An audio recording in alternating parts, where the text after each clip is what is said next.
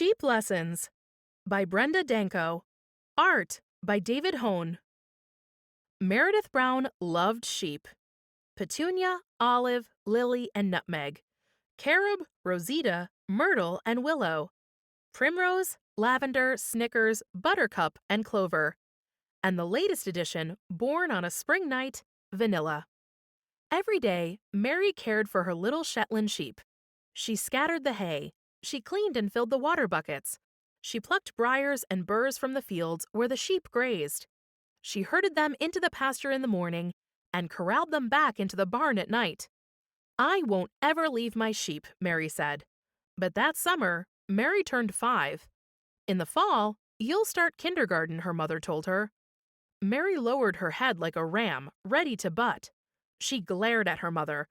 "I don't have time for school," she said. "I have sheep to look after." "You can still tend your sheep," Mary's mother explained.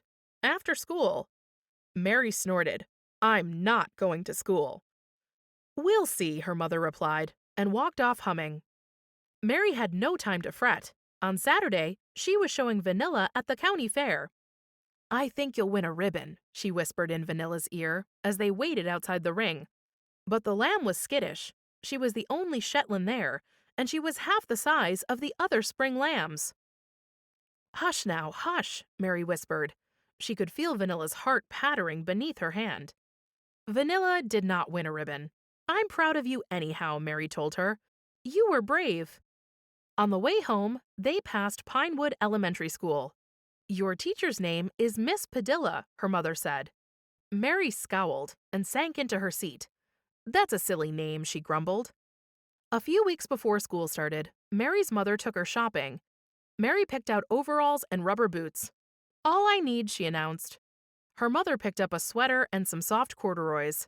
Mary wrinkled her nose. "Ugly," she said. That night, Mary dreamed about a coyote chasing her sheep. Mary couldn't help them. She was locked inside the school with a mean teacher holding a shepherd's crook. Mary woke up crying. Her mother came into the bedroom.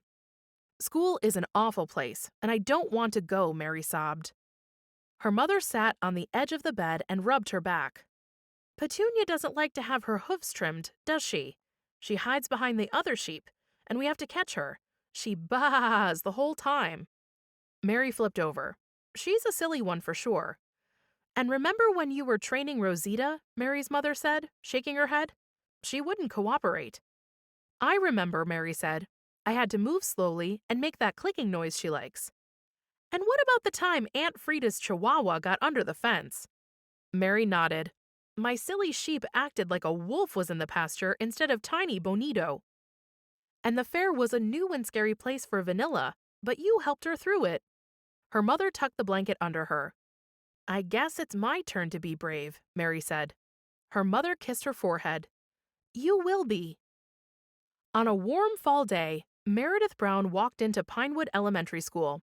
She met her teacher, Miss Padilla, who smiled and said, "Welcome, Meredith," in a cheery voice.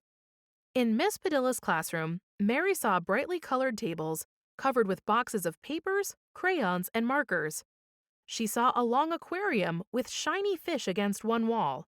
There were also rows of cubbies, and one of them had her name, Meredith, across the top. Mary liked the room, but there was one problem. There were no sheep. No sheep anywhere. Miss Padilla pointed at one of the tables. "You can sit here, Mary, beside Olive, and draw whatever you'd like." Mary stared at the little girl.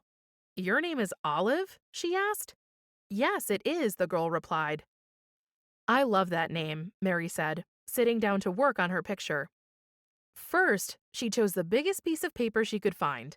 She knew exactly what she wanted to draw, and she would need lots of room.